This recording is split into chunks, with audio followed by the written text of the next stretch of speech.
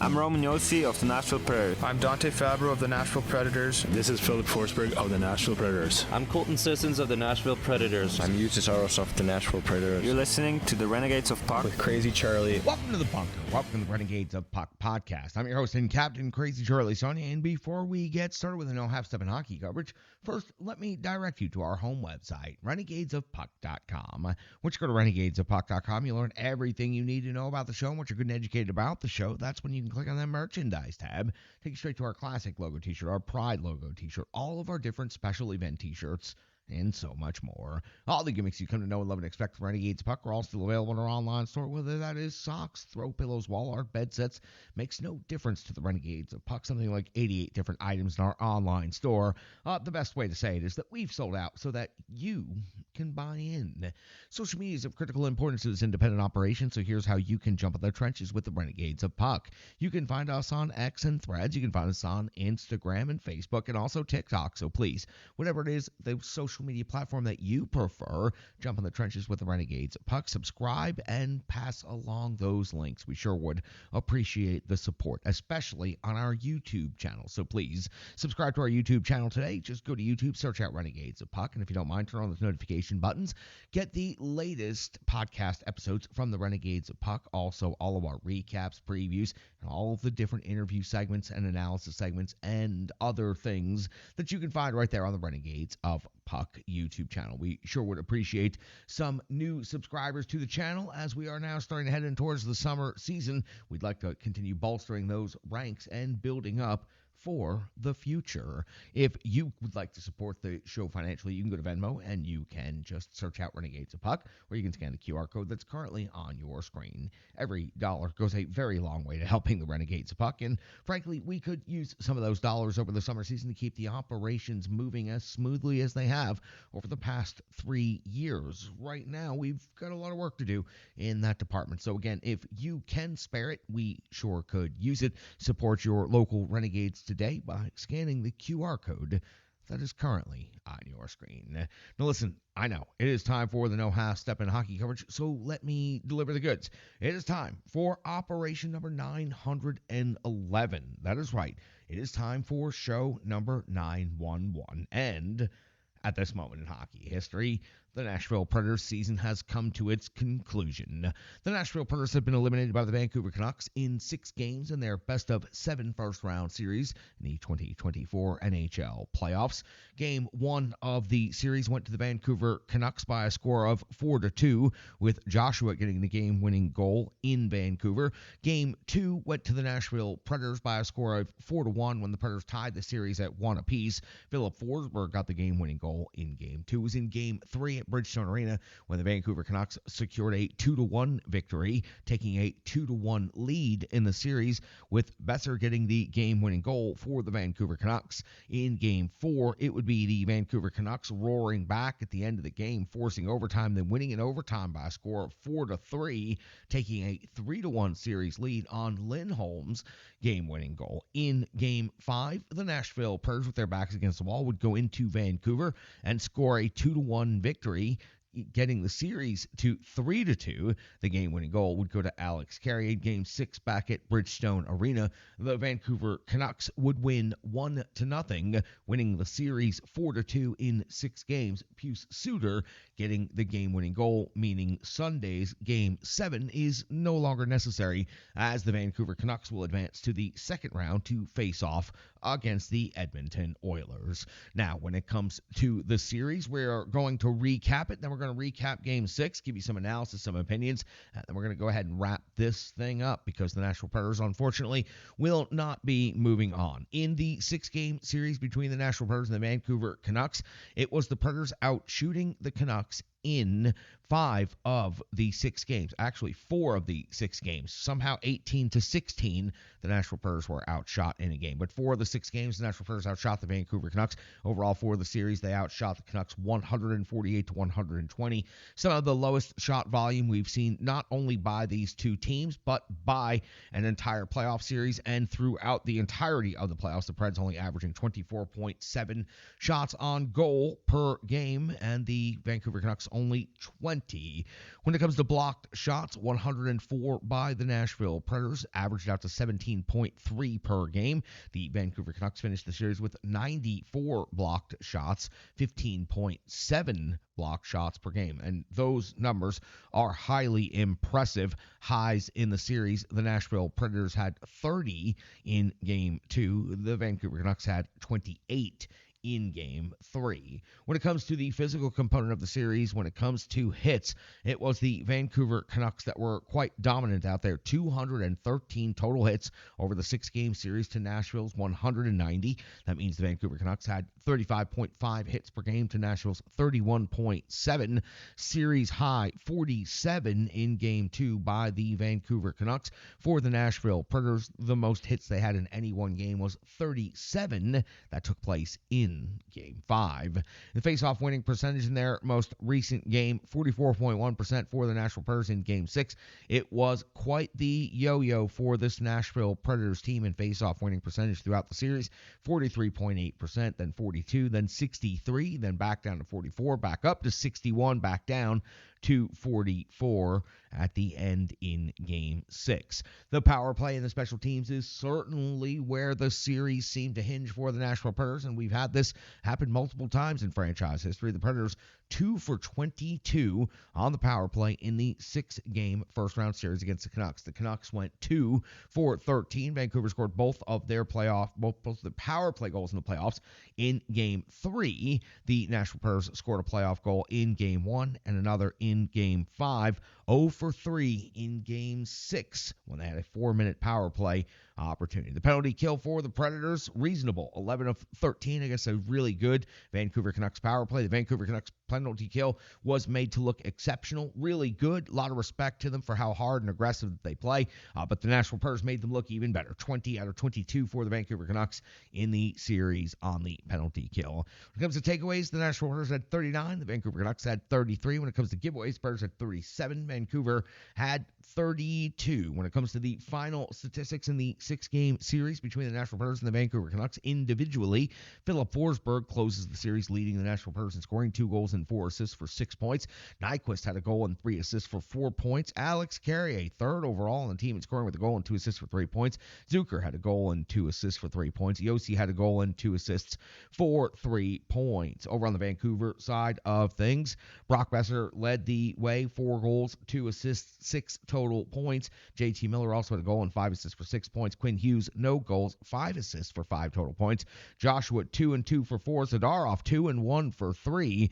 Not expecting to see those 2 names in the top 5 scoring for the Vancouver Canucks, considering how many high-skilled offensive threats that they have. But that's another one of the reasons the Vancouver Canucks are moving on. Joshua and Zadorov chipping in for 4 goals total in 6 games and 7 points total between the 2 of them. In net, UC Saros finishes the series against the Canucks with a 2-4 record, a save percentage even at 9, and a 2.02 goals against average, 108 saves on 120 shots against. That means 12 goals against. Shilovs ends up winning the series for the Vancouver Canucks. It was, of course, Demko coming in and winning Game 1, and then DeSmith having the next 2 games, and then Shilovs coming in and playing the final 3 games of the series. His final record, 2-1, a 938 save percentage, 1.70 goals against average, 75 out of 80 for the series, only 5 goals against in his 3 starts, and one very critical shutout for the Vancouver Canucks, defeating the Nashville Predators in round 1. The Vancouver Canucks utilized 3 starting goaltenders, while the starting netminder of the Nashville Predators was unable to help pull the Nashville Predators through in more than one of these games. So for the Nashville Predators, the season has come to its conclusion, but we still need to go back. We need to talk about Game 6, recap it, and do some analysis and opinion, and then do the box score as we always do to complete the episode. So let's get to the Rebirth Sports full game recap right after this, right here on the Renegades of Puck podcast. Hockey players are as unique as the game itself, and your uniform should be tailored to fit you. Rebirth Sports is your sports apparel tailor. From shells, bags, warm-ups, hats, hoodies, branding, and more, let Rebirth Sports be your custom hockey tailor. And don't forget to tell them they do more than just hockey. Rebirth Sports on Facebook, Twitter, and Instagram. Rebirth Sport, a match made in hockey. It's now time for the Rebirth Sports full game recap. We go all the way back to May 3rd of the year 2024 when the Nashville Predators were hosting the Vancouver Canucks in Game 6 of their first round best-of-7 series to begin the game. The Vancouver Canucks lead the series 3-2. Head coach Andrew Brunette deploys his lines with their backs against the wall in the following way.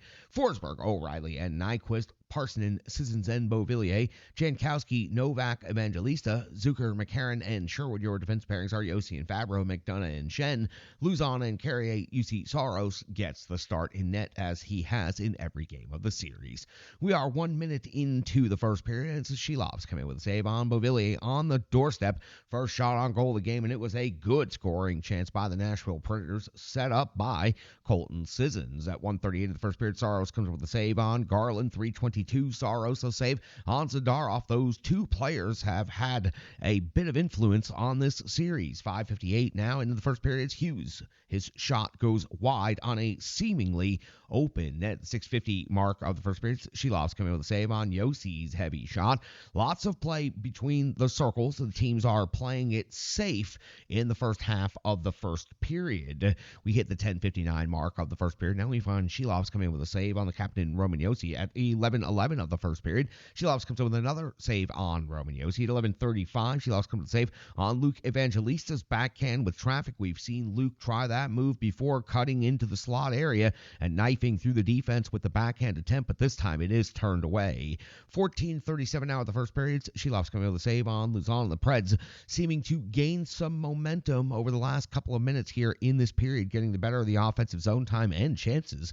17:37 now at the first period. Shilovs coming with a save on Alex Carrier. 18:26 of the first period. Saros coming with a save on Roenick. 19:47 now of the first period. Saros coming with a save on Lindholm. At the 19:56 mark of the first period, one more shot on goal by Vancouver.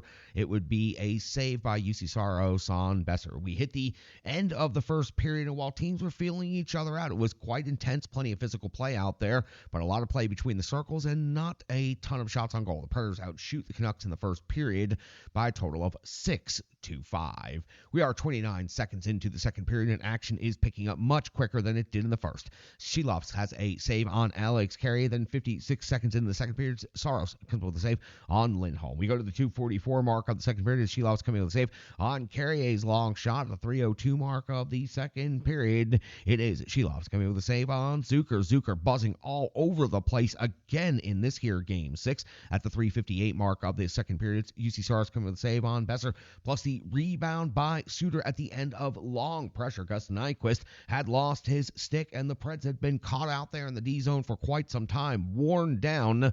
Saros comes up with the big-time save on the Vancouver Canucks, keeping this game at 0-0. At the 4:46 mark of the second period, it is UC Saros coming up with a save on Lindholm. At the 5:55 mark of the second period, Shilovs coming with a save on the captain Roman Yossi. At the 6:32 mark now of the second period, we find our first special teams scenario, our first penalty of the game, and it is Bosserov to the box. 4 minutes for high sticking on Luzon. Did not think this was going to be more than a 2-minute penalty, but the Predators getting the gift of 4 minutes of power play time. Or was it a gift? Can you return this one? Shilovs comes up with a save on the captain Roman Yossi fairly early on, and then comes up with a save on Luke Evangelista, and that would be it. The total of 4 minutes only yields 2 shots on goal by the Nashville Predators. The PK can only be listed as incredibly strong by the Vancouver Canucks. They were aggressive, they were denying passes out high in the zone, and they were certainly limiting the Nashville Predators from doing what they want to do, even though they had the extra attacker for 4 full minutes here in the second period. 10:38 now. We've crossed over the midway point of this game. And in the second period, Saros coming with the save on Miller, plus the follow-up by Suter. And this was a 5-star save by UC Saros, keeping the Nashville Predators in this game. At the 12:15 mark of the second period, Shilovs coming with a save on Mark Jankowski. At 12:18 now of the second period, so just after the whistle, Zadorov and Jankowski each off to the box, 2 minutes for roughing. Zadorov clearly should have been off to the box for roughing, but the referee, who seemed to never turn his head to look at the play, just assumed that Jankowski was involved and roughing, even though Jankowski literally did nothing but stand there and get hit by Zadorov. But they're off to the box, 2 minutes each for roughing. That's going to create a 4-on-4 scenario, and Sheloff's going to come up with the save on McDonough over the course of that 2 minutes, and that would be the only scoring chance between the two teams. At the 15-14 mark of the second period, Sheloff's coming with the save on Zucker at 15:48 now of the second period. It's Saros coming with the save on Lindholm at the 17-17 mark now of the second period. It's UC Saros coming with a save on Hughes, but then a follow-up by JT Miller, not once but twice, with a pile of bodies both in the blue paint and all around. UC Saros is able to survive this scenario. The Vancouver Canucks have had some great scoring chances here in this period, but this was by far the best that they had. 18:55 now of the second period. It's UC Saros coming up with a save on JT Miller one more time. We'd go over the final minute of the period with no action happening. The Nashville Predators now at the end of two periods out shooting the Vancouver Canucks 19-17. So the Canucks had 12 shots on goal in the second period. The Predators had 13 shots on goal in the second period. By far some of the more wide open hockey we've seen in the entirety of this 6 games. 2:26 now into the third period. Teams have settled down, feeling each other out again for the final 20 minutes. Sheloff's coming with a save on Shen at the 2:41 mark, though UC Saros dials back in. He comes up with a save on Di Giuseppe. That fourth line causing all kinds of problems for this Preds team all throughout the series. 3:33 now into the third period. Saros coming with a save on Pius Suter. Suter, again, another heavy influence in the series. 4:07 of the third period. Saros coming with a save on Lindholm. Then at 4:24, UC Saros comes with a save on Garland. And then at 6:23, Saros a save on Suter. So this fourth line is just driving the Nashville Predators crazy here early in the third period, and the Preds, frankly, look kind of slow out there. Perhaps they're being too cautious. They are misplaying pucks and plays that seem to be natural and easy, and we've seen this team make 100 times before.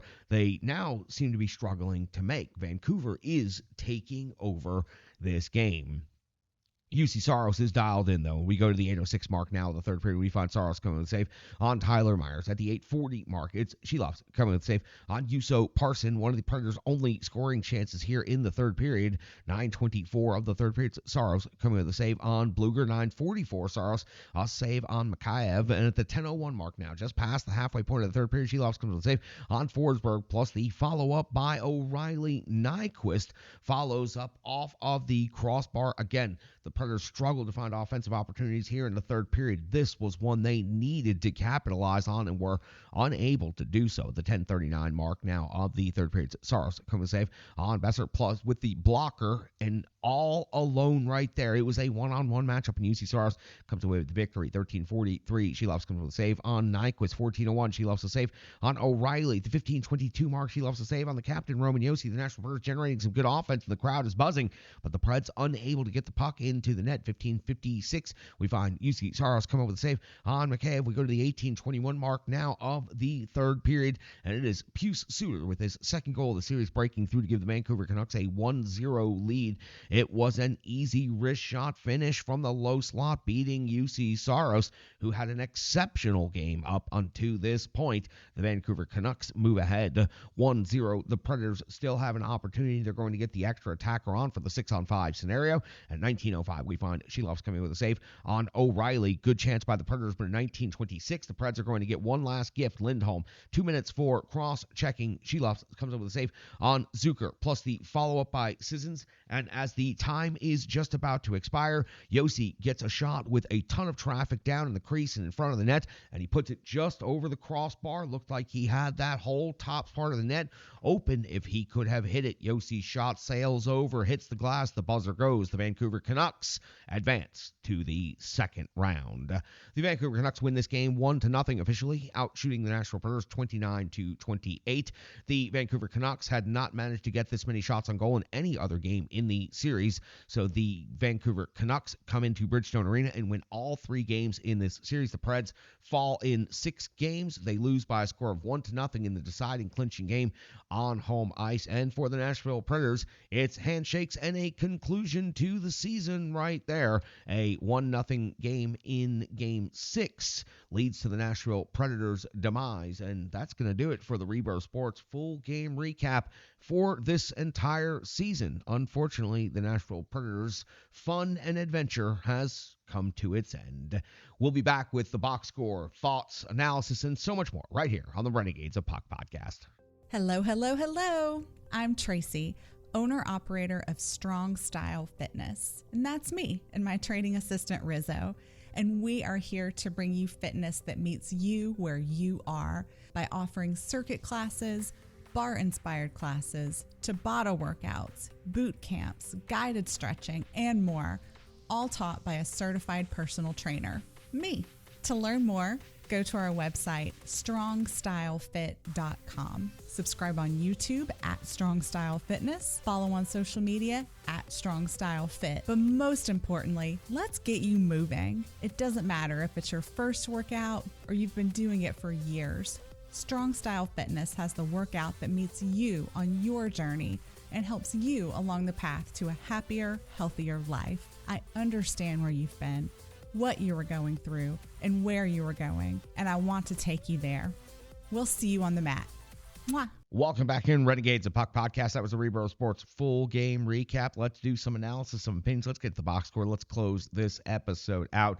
UC Saros went 28 out of 29 in this game, the heaviest workload he faced in the entire series. He gave up one goal against. It came with just at 90 seconds to go in the game. He did his job. He did his job as well as he could in these last couple of games, but it was the Nashville Predators offense that was unable to beat the third string starting goaltender for the Vancouver Canucks in this series. So UC Saros, unfortunately, historically does not have a favorable playoff record or playoff statistics to make much of a justification in the future for a significant contract raise, which he is going to be due very soon.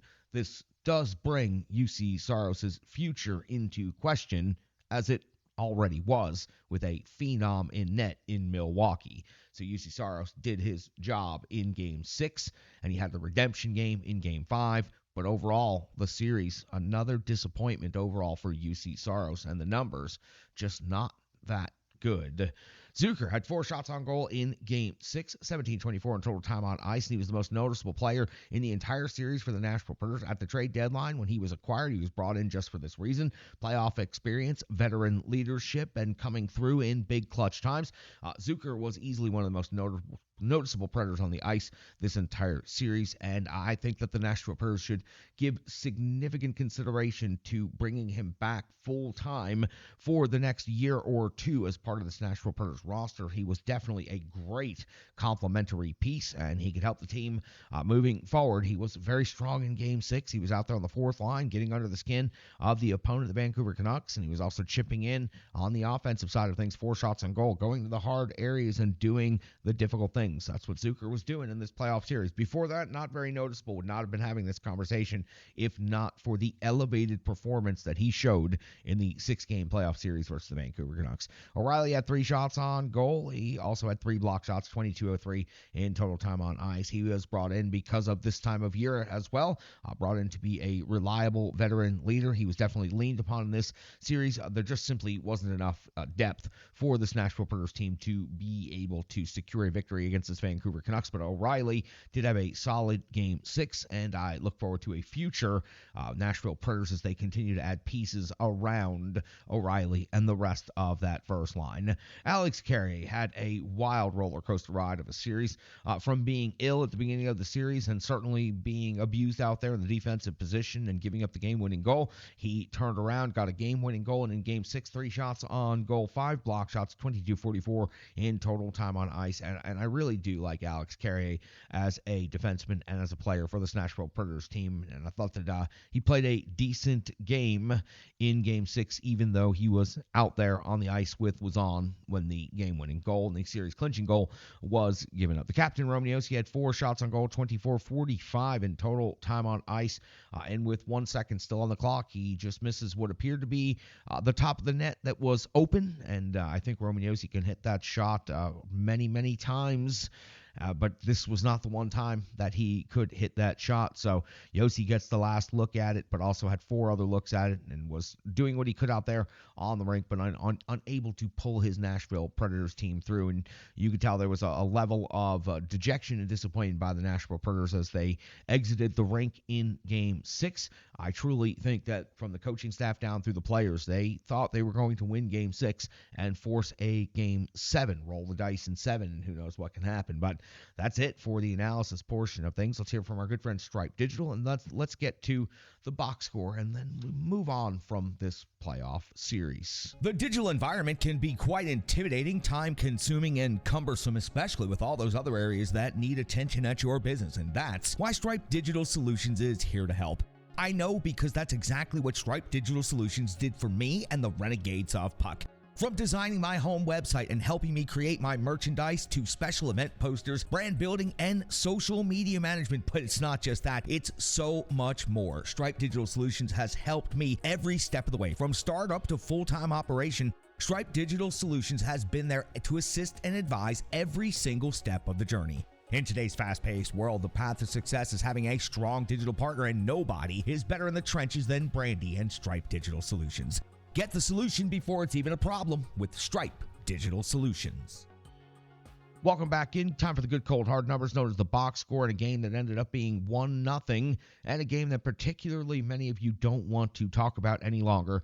Going through the box score is not going to take very long at all. Pius Suter gets the game-winning goal, the only goal for the Vancouver Canucks, assisted by Pettersson and Besser, and the shots on goal leaders for the Vancouver Canucks were Pius Suter with 5, Lindholm with 5, and then Besser had 3. When it comes to blocked shots, Tyler Myers had 4. Nobody else on the Canucks had more than 2. When it comes to physical component of things, 3 led the way for the Canucks. Joshua had 3, and Susie also had 3. Several other players on Vancouver had 2 total hits in this game. When it comes to time on ice leaders for Vancouver, 1937 for JT Miller in this game, 18-13 for Busser, and 18-30 for Lindholm. On the defensive side of things, 3 of the 6 defensemen over 20 minutes, led by the way 22-20. Quinn Hughes, of course, Roenick at 21-20, and Zadorov at 20-27 out there, proving he was a solid addition to this Canucks team here at the trade deadline. There were no power plays for the Vancouver Canucks, so no power play time on ice,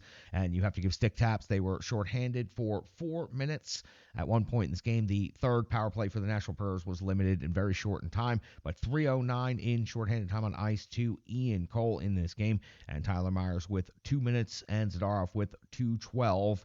Overall, 238 for Bluger, who was absolutely a nightmare for the Nashville Predators on their power play. Now let's flip over to the other side of things. The Nashville Predators box score features exactly 0 things to report in the goals category or the assist category. When we move on, shots on goal leader for this game 6, it was 4 leading the way, and that was by Zucker and by Josi. 3 by Carey, 3 by O'Reilly, and 3 by Philip Forsberg. A couple of other players with 2, and then several with 1 shot on net in this game. When it comes to shots missed, not a category I usually bring up unless it's an extremely high number. Philip Forsberg missing the net 7 times in this game. The last moment in the season you want the sights to go inaccurate, and Philip Forsberg finds himself missing the net on 7 of his 10 shot opportunities. When it comes to the blocked shots, it was Alex Carey with 5 blocked shots in this game. Colton Sissons had 3. Ryan O'Reilly also had 3. The physical component of things, Zucker had 4. Pavillier also had 4, and Colton Sissons had 3. Luzon, unfortunately, in this game only had 1 hit, and I felt like Luzon, perhaps these last couple of games, was a little bit low in the tank on gas, or perhaps the injury he had right before the end of the season was flaring up and affecting him. He didn't seem quite like himself physically on the physical side of things here these last couple of games. When it comes to time on ice leaders, head coach Andrew Burnett deployed Ryan O'Reilly and relied on him more than anyone else in this series. 22:03 on the forward side of things. 21-21 for Gus Nyquist. 19:35 in total time on ice for Philip Forsberg. It was Luke Evangelista down at 9:53. Tommy Novak at 8:28 in this game. Not getting quite the amount of competitive minutes that they would be hoping to get. Jankowski only down at 9:07. So the Nashville Predators unable to roll all 4 lines, unable to stay balanced in this game. Time on ice leaders amongst the defense. Roman Josi had 24-45 time on ice, 22-44 for Carrier, 22-24 McDonough, 20-16 for Luzon. So 4 of the 6 Nashville Predators defensemen over 20 minutes. Shen, the least amount of time on ice for the defenseman at 13:03. The Nashville Predators power play officially 0 for 3 in this game, but really it was 0 for 2 with a 28 second power play there at the end of the game. But the 4-minute power play that they had, unsuccessful minutes and shifts by Philip Forsberg, 3 minutes and 11 seconds, 3 minutes and 9 seconds for Nyquist, 2:55 for O'Reilly, 2:13 for Zucker, 3:09 for Josi, and 2:22 for Alex Carrier. No shorthanded time on ice to report because the penalty kill did not have to be deployed. The Nashville Predators did not take a minor penalty, putting the Vancouver Canucks on the power play at any point in this game. UC Saros, 28 out of 29, 1 goal against, an in-game save percentage of .966, 27 even strength saves, no power play saves because the Predators weren't shorthanded, 1 shorthanded save for UC Saros. A couple other numbers falling out of the box score before we get out of here. We mentioned the power play was 0 for 3, the penalty kill 0 for 0, 25 hits, 24 block shots, the face-off winning percentage 44.1, just not going to get it done. 9 takeaways, 7 giveaways in this game for the Nashville Predators. Now let's go ahead and close it out right here. A tough end to a season that overachieved. Now listen, for the Nashville Predators, it is always tough to see your team lose in a playoff series, especially when you know they are out there competing as hard as they can and they're fighting their heart out. But a 7-game series reveals all, and that's why there's a handshake at the end, because there is an agreement between the two teams that, yes, at the end of the 7-game series, no matter what happened, the better team won 4 out of 7. The Nashville Predators were able to win 2 games in the series after not defeating the Vancouver Canucks a single time during the regular season. That is right. The Nashville Predators and the Vancouver Canucks played a total of 9 times this season. The Predators went 2-7 against the Vancouver Canucks this entire season. The Vancouver Canucks won the Pacific Division. They were competing for a President's Trophy up until the final periods of the season. And the Nashville Predators started out the year as a rebuild with a rookie head coach and a first-year general manager and some misfit island toy parts mixed in with this Nashville Predators roster. They overachieved from Thanksgiving on, made it into the playoffs, and had 3 playoff games. They were unsuccessful in winning any of those 3 playoff games, but it sure was fun having hockey carry on all the way into May at Bridgestone Arena again. The future looks bright for this Nashville Predators team. They learned a new system this year. They will come back from the break knowing the system now, so that way they can build on Andrew Burnett's system. They can add talent where they need to. They can make more critical decisions. The biggest and most critical decision is probably going to be featuring UC Saros in the offseason. Depending on what the Milwaukee Admirals, who are still alive in the AHL playoffs, depending on what the Admirals do this playoff run, Askarov could be looking at the starting job in Nashville this next season. That means UC Saros is expendable asset. But his playoff track record now, through another 6-game series loss, perhaps lessened his value just a little bit. That's for Barry Trotz to figure out with the rest of the NHL. They certainly had their opportunity to move him at the trade deadline, but they did not. So they rode it out. They made the playoffs. They got eliminated in 6 games. They got 3 home playoff gates, which is still incredibly important to draw that ticket money and get that extra value, because that does not count as the regular season box office gate. So it is very helpful on the financial side of the franchise to get 3 home playoff games, even if the results aren't what you were hoping for on the ice. Game Ops turned things around in the series, came back with Game 6 with a strong performance.